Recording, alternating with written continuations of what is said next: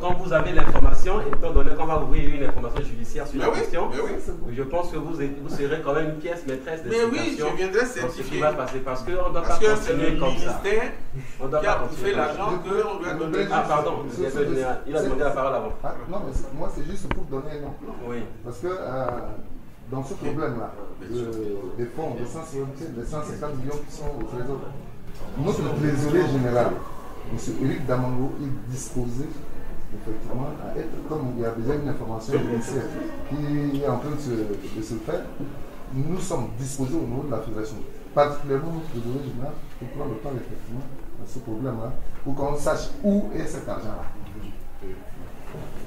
Merci bien, je crois que l'intervention de notre ami tout à l'heure nous édifie parce que nous sommes dans un domaine où on n'a pas la maîtrise aussi de tous les éléments qui constituent ce domaine.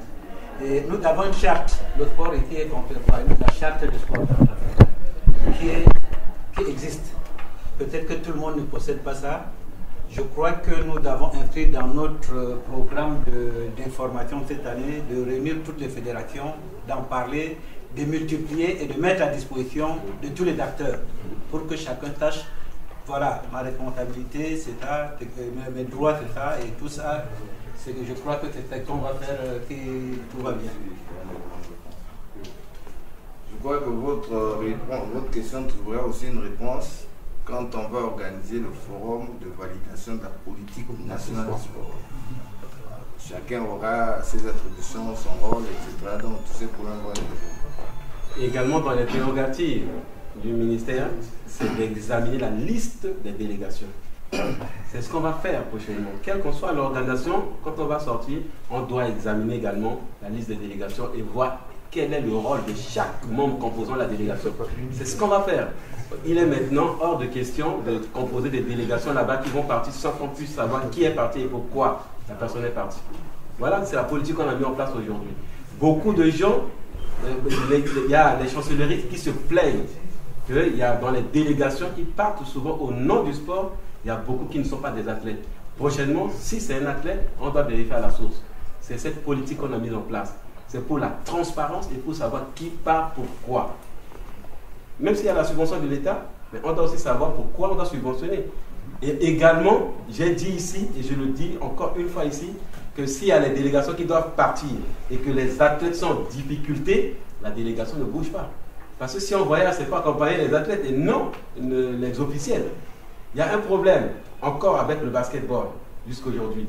Quand vous êtes arrivé à Paris, il y a eu des difficultés. Monsieur Limbio, je ne sais pas c'est qui, monsieur Limbio, mais il a volé au secours de la délégation à hauteur de 11 000 euros. Mais jusqu'à aujourd'hui, où en est-on? Alors qu'il y a eu subvention de l'État derrière. Qu'est-ce qu'on a fait de l'argent? Et qu'est-ce qui s'est passé que, arrivé là-bas, et un compatriote est obligé maintenant de mettre la main dans la poche? Ça, on doit aussi tirer de la lumière là-dessus. Le ministre aurait volé l'argent, aurait détourné l'argent, qu'on apporte des preuves. Mais en tout cas, sur Abidjan, jusqu'à aujourd'hui, la lumière n'est pas encore faite. Tout ce qu'on peut dire aujourd'hui, ce ne sont que des supputations, sinon de l'illusion. Mais la justice tirera les conclusions. Tous ceux qui sont impliqués de près ou de loin seront amenés à rendre compte de cela. 150 millions, on ne peut pas laisser comme ça. 11 000 de M. Limbio. Il a remis à qui? Et pourquoi cette personne est partie voir Limbio? Et pourtant, quand on quitte Bangui pour partir, on est censé être en règle en tout. Qu'est-ce qui s'est passé dans l'organisation pour que les athlètes soient abandonnés à Paris, à Charles de Gaulle, pour que M. Limbio vienne maintenant intervenir? Tout ça, il faudrait que la lumière soit faite là-dessus. Donc, je pense qu'avec le basket, on aura beaucoup de choses à faire. Mais nous sommes à ce niveau. Il y a un problème qui est là. L'objet de notre rencontre aujourd'hui, ce n'était pas ça. Mais avec tout ce que nous disposons comme information sur les différents trucs qui se sont passés, nous allons nous réunir pour que la lumière soit tirée là-dessus. Et ce qui est sur la justice passera. On ne va pas laisser comme ça. Monsieur le ministre, je voudrais quand même donner des précisions. S'il vous plaît. Sur cette affaire-là, parce que l'affaire du basket là, de 2012 fait en sorte même qu'aujourd'hui, ça va être très difficile pour le basket centrafricain d'avoir de visa pour passer par Paris, passer par l'Europe, etc. À cause de ça. Parce qu'il y a eu beaucoup de choses.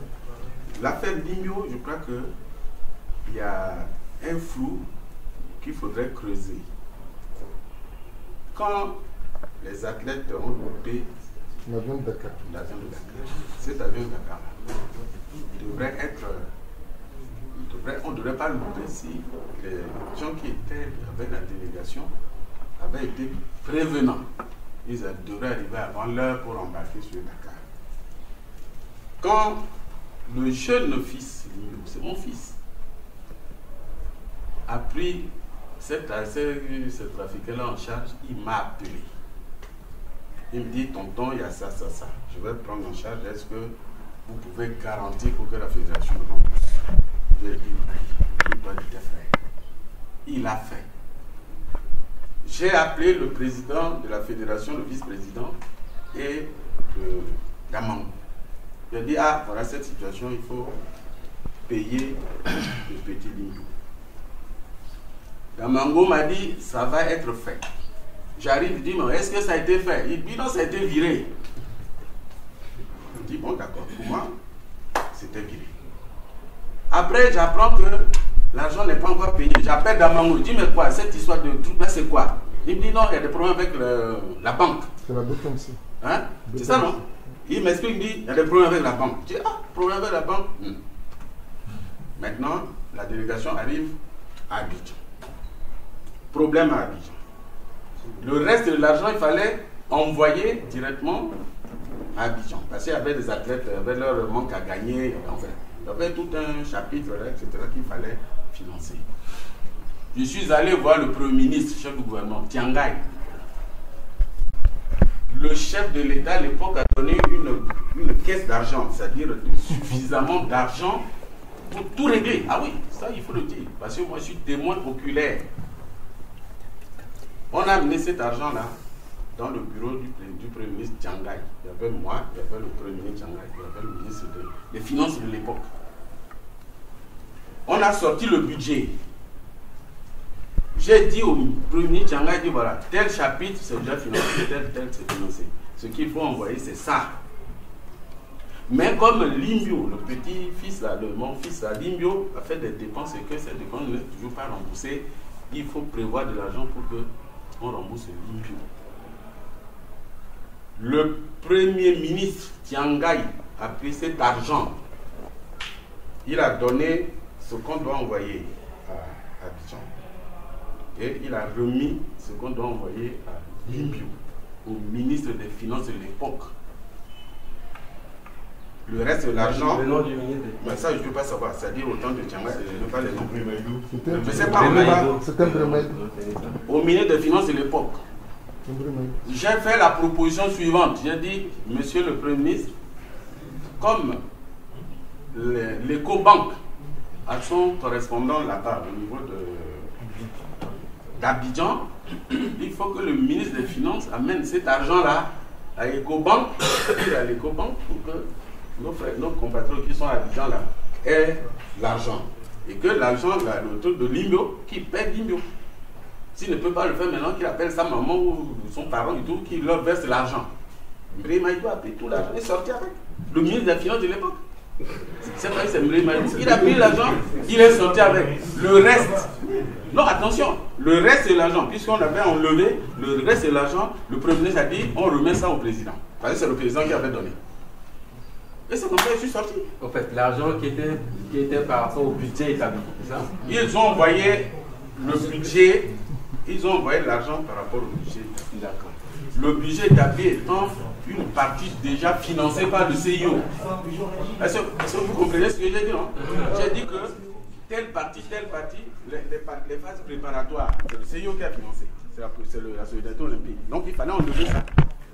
Ils ont enlevé, c'est resté avec le gouvernement. C'est tout. Moi j'étais dans la salle. Bon. Vous voyez, c'est moi le témoin oculaire. Non, monsieur le président, il y a un problème. Alors, il y a un sérieux problème parce que c'est l'argent du basket. Vous avez traité juste avec le Premier ministre sans la présence même. Non, ils étaient déjà partis. Ils étaient tous là-bas. Nous, on était déjà à l'extérieur. Personne n'est resté à Bangui. Mais non, ils étaient Aucun représentant. Ils étaient Il y tous. avait, Est-ce que vous avez vu le premier. Arrêtez ça. Est-ce que vous avez eu l'information qu'il y a mis l'argent, vous voyez le budget, on nous dit c'est au trésor. Non, monsieur le ministre. Le trésor a débloqué, s'il vous plaît. Le trésor. Le Premier ministre Tianga Iron